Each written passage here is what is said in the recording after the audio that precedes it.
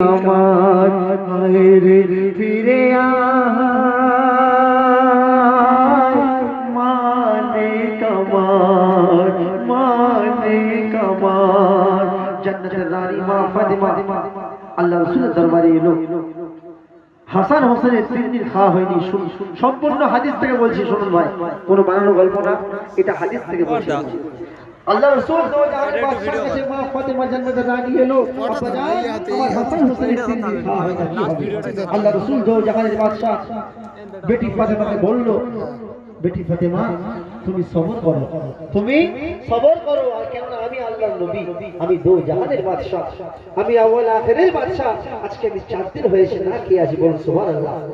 আল্লাহর নবীর মধ্যে আল্লাহ পাক কত সবর দিয়েছিল, শুনুন বলছে, হায় রে ফিরে আয় মানে কামার জান্নাতের রানী মা জননী এসে বলে আপা যান, 3 দিন হতে খাইনি কিছু আমার হোসেন হাসান, 3 দিন হতে খাইনি কিছু আমার হোসেন হাসান।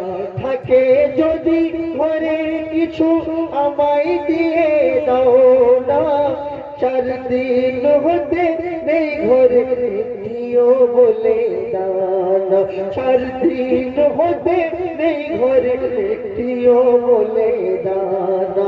তখন পেটের কাপড় তুলে নবী পাথর বাঁধা দেখায়, বলুন না সুবহানাল্লাহ। পেটের কাপড় তুলে নবী পাথর বাঁধা দেখায়, আর দেখে হৃদয় পেটে যায়, আর বাবা আমারে কি দেখায়, ও গো বাবা আমারে কি দেখায়। মা আমিনার লাল নিজে করলো একে হাল, ছিল শুধু উম্মতের খেয়াল, এরূপ নবী পাইনি কেহ আর, ও গো এরূপ নবী পাইনি কেহ আর। তারপর বলছিল দো জাহানের বাদশা যিনি, দেখো গরিবের বেশে, আর ক্ষুধার জ্বালাই পেটে পাথর বাঁধলো দেখো শেষে, ক্ষুধার জ্বালাই পেটে পাথর বাঁধলো দেখো শেষে। তখন জিবরিল আমিন এসে বলে দুঃখ যা বলে দাও না, আর জিবরিল আমিন এসে বলে দুঃখ যা বলে দাও না, আর বন্ধু যে তোমারে দিতে চাই পাহাড় সম সোনা, আর বন্ধু যে তোমারে দিতে চাই পাহাড় সম সোনা। তার বিনিময়ে মুক্তি চেয়ে নবী দয়াময়, কেন এই উম্মতের মায়ায়, শেষ জামানার নবী আমার, সবার শেষ জামানার নবী আমার। মা আমিনার লাল নিজে হলো কি হাল, ছিল শুধু উম্মতের খেয়াল, এরূপ নবী পাইনি কেহ আর, ও গো এরূপ নবী পাইনি কেহ আর। হাদিস বলছে, শুনো শুনো সম্পূর্ণ ঘটনা। আমার মা বোনেরা কষ্ট করে বসে আমি ধন্যবাদ সবাইকে ডাক হচ্ছে, তো ভাই খেয়াল করে শুনো। আল্লাহ রাসূল দোজাহানের বাদশা 4 দিন না খেয়েছিল, কত আল্লাহ পাক সবর দিয়েছিল। তো যখন শুনলেন হাসান হোসেন ইয়ানি নাতি 3 দিন খাওয়া হয়নি, শুনে আল্লাহ রাসূল থাকতে পারলো না। তখন আল্লাহ রাসূলের শরীর খুব অসুস্থ, সেই শরীর নিয়ে রাস্তায় বার হয়ে পড়লে খাবারের সন্ধানে। তো একটা উটের মালিকের সঙ্গে দেখা হয়েছিল, খেয়াল করে শুনবে। সেই উটের মালিক কিন্তু জানতো না এটা আল্লাহ রাসূল। খেয়াল করে শুনবে, শক্তিবিহীন শরীর নিয়ে নবী হেঁটে চলে, আর দেখতে পেল উটের মালিক গিয়ে তাকে বলে, দেখতে পেল উটের মালিক গিয়ে তাকে বলে, বলে আর থাকে যদি কাজ কিছু আমায় দিয়ে দাও ভাই, মেহনতের বিনিময় যা দেবে নিয়ে নেব আমি তাই, মেহনতের বিনিময় যা দেবে নিয়ে নেব আমি তাই। তিনটি খেজুর দেব তোমায়, তিনটি খেজুর দেব তোমায়, এক বালতি পানির বিনিময় যদি এতেই তোমার হয়। আর তুলতে পারো পানি আমার, ওগো তুলতে পারো আর পানি আমার। আর মা আমিনার লাল নিজের করলো একই হাল, আর ছিল শুধু উম্মতের খেয়াল, এরূপ নবী পাইনি কেহ আর। শুনুন তারপর কি ঘটনা হলো। উটের মালিকের সঙ্গে চুক্তি হয়ে গেল। কি চুক্তি? আল্লাহ রসুলকে বলল, তুমি এক বালতি পানি তুলে দাও, আমি তোমাকে তিনটে খেজুর দেবো। খেয়াল করে শুনুন আমার মা বোনেরা, উটের মালিক কিন্তু জানে না এটা আল্লাহ রসুল। সম্পূর্ণ হাদিস বলছে। প্রথম পানি তুলে নবী তিনটি খেজুর খেলো, আর শক্তিবিহীন শরীর তখন শক্তি কিছু পেল। 8 বালতির পরে ওই দড়ি ছিঁড়ে গেল, 8 বালতির পরে ওই দড়ি ছিঁড়ে গেল। আর অন্ধকুয়ার ভেতরে ওই বালতিটি পড়িল, অন্ধকুয়ার ভেতরে ওই বালতিটি পড়িল। তখন নবীর মুখে উটের মালিক, নবীর মুখে, নবীর মুখে উটের মালিক ঝড় মারিল। আর নবীজি মোর বলিল, আর লাগেনি তো ভাই হাতে তোমার। বলুন না সুবহানাল্লাহ। আল্লাহ রসুলকে উটের মালিক একটা চটকানা মারলো। আল্লাহ রসুল সেই উটের মালিককে জিজ্ঞেস করলো, ভাই তোমার হাতে লাগেনি তো? বলুন না সুবহানাল্লাহ। কি দয়ার নবী, কি দয়ার নবী ছিল আমার আল্লাহ রসুল। দয়ার নবীকে আল্লাহ পাক কত সবর দিয়েছিল। কিন্তু একটা কথা এখানে আছে, উটের মালিক কিন্তু জানতো না এটা আল্লাহ রসুল। তারপর কি হচ্ছে শোনো, তারপর মূল্যবান কথা বলছে। পরে যখন উটের মালিক ঘুরে আবার আসে, আর দেখতে পেল বালতি রাখা অন্ধকুয়ার পাশে। পরে যখন উটের মালিক ঘুরে আবার আসে, আর দেখতে পেল বালতি রাখা অন্ধকুয়ার পাশে। ছুটে গিয়ে, ছুটে গিয়ে খেজুর গনে 24টি নিয়ে গেছে। আর ছুটতে থাকে এদিক ওদিক কে ছিল এই বেশে, ছুটতে থাকে এদিক ওদিক কে ছিল এই বেশে।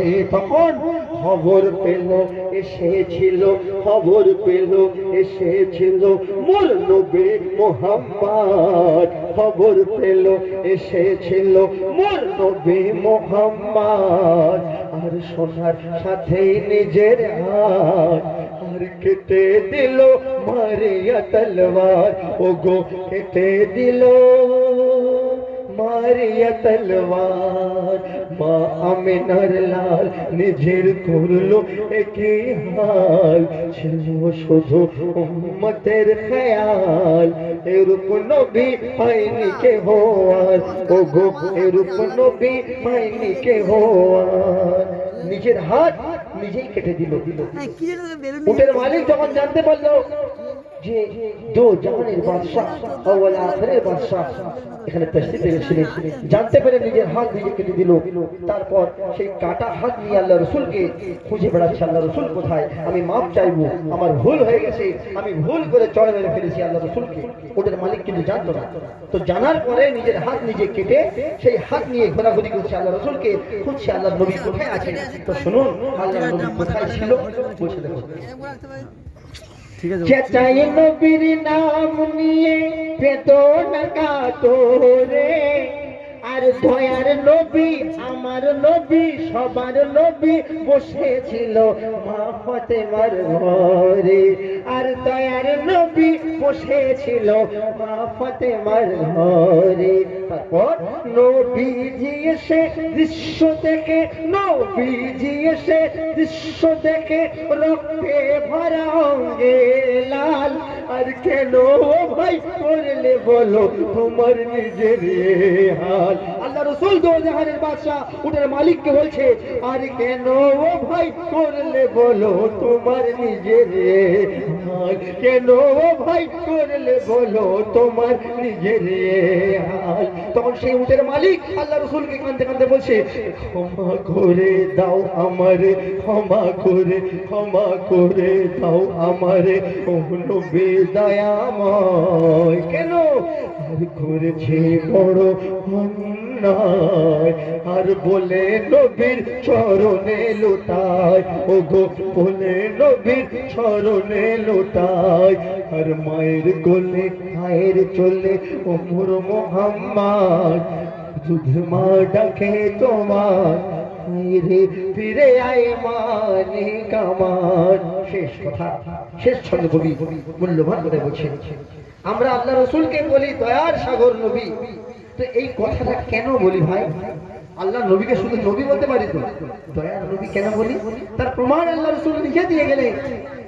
আল্লাহ রসুলের সামান্য এই ফুক, এই ফুকের কি তাসির আল্লাহ দিয়েছিলেন শুনে রাখুন। শেষ কথা বলছে, শেষ ছন্দ কবি লিখছেন, দয়ার সাগর সবার দয়ার সাগর নবী আমার থাকতে কেমনে পারে, আর নিয়ে কাটা হাতে রাখিল ওই হাতের উপরে, নিয়ে কাটা হাতে রাখিল ওই হাতের উপরে।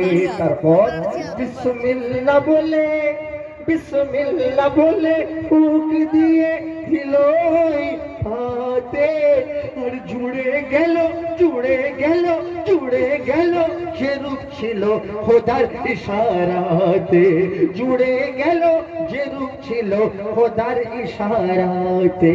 সাথে সাথে নবীর হাতে আনল ঈমান, সাথে সাথে নবীর হাতে আনল ঈমান। মোর নবীজি মহান, এরূপ নবী পাইনি কেহ আর, ও গো এরূপ নবী পাইনি কেহ আর। মায়ের কোলে আয়ের চলে ওমর মোহাম্মদ, শুধু মা ডাকে তোমার, মেরে ফিরে আয় মানে কামান। কবির নাম আমার বড় চাচা, দুনিয়াতে নিয়ে 4 বছর হয়ে গেছে, ইন্তেকাল হয়ে গেছে, আল্লাহর ডাকে সাড়া দিয়েছি। সেই আমার বড় চাচা গোলাম হোসেন সাহেবের লেখা আপনারা শুনছেন, আশা করি মন দিয়ে শুনলে। শেষ কথা কবির নাম কবি ফরিয়াদ জনাব গোলাম হোসেন সাহেব সব শেষে কি বলছেন, আমার নবী আসার আগে দুনিয়ার মধ্যে লাখো লাখো নবী গুজরে গেছে, কিন্তু কোন নবী ইয়া হাবলি উম্মতি ইয়া হাবলি উম্মতি ইয়া হাবলি উম্মতি করেনি। এত উম্মতের জন্য পেরেশান হয়ে যায়নি। আল্লাহ রাসূল নিজের জন্য চাইনি। আজরাইল যখন এসেছিল জান কবজ করতে, আজরাইলকে বলেছিল, আজরাইল ও আজরাইল, আমার যত উম্মতের কষ্ট তুমি আমাকে দিয়ে দাও, আমার উম্মতকে কষ্ট দিয়ে না। বলুন সুবহানাল্লাহ। কবি দাউদ নূহ ঈসা মুসা হুদ শিষ্য সকলে, আর বিদায় কালে সবাই শুধু নিজের কথা বলে, বিদায় কালে সবাই শুধু নিজের কথা বলে। এক আমার নবী হযরত মুহাম্মদ মুস্তাফা সাল্লাল্লাহু আলাইহি ওয়াসাল্লাম, এক আমার নবী অন্তিম কালে আজরাইলকে বলে, এক আমার নবী অন্তিম কালে আজরাইলকে বলে, আর কষ্ট সবই আমায় দিয়ে দাও উম্মতের বদলে, আর কষ্ট সবই আমায় দিয়ে দাও উম্মতের বদলে।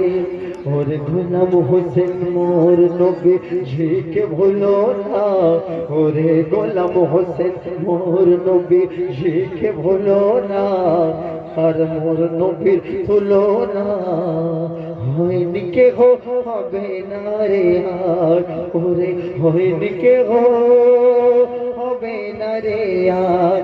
আর মায়ের কোলে আয়ের চলে, মায়ের কোলে আয়ের চলে, ওমর মোহাম্মদ দুধ মা ডাকে তোমার।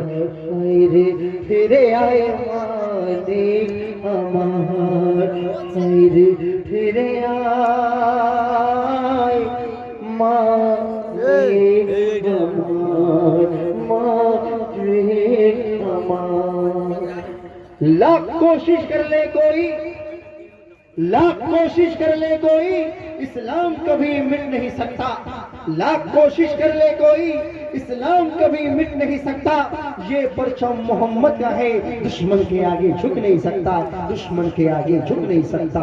हनीफा आज भी जिंदा है, हनीफा आज भी जिंदा है, दुश्मन को मिटाने के लिए, और शहीद हो जाएंगे मैदान जंग पर हम इस्लाम की झंडा उठाने के लिए, इस्लाम की झंडा उठाने के लिए। कि आशिक की खून का कतरा नूर नूर हो जाता है, आशिक की खून का कतरा नूर नूर हो जाता है, और आशिक से टकराने वाला दुश्मन चूर चूर हो जाता है, चूर चूर हो जाता है, चूर चूर हो जाता है।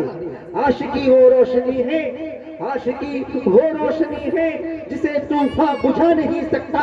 शैतान की बस की बात नहीं, आशिक को मिटा नहीं सकता, आशिक को मिटा नहीं सकता, आशिक को मिटा नहीं सकता। खुदा हाफिज, अस्सलाम वालेकुम। জাফরদা তো ভাই রাত বাড়ছে, সবার চোখে ঘুমো এসে যাচ্ছে। বিশেষ করে আমরা সব জায়গায় অনুষ্ঠান করি,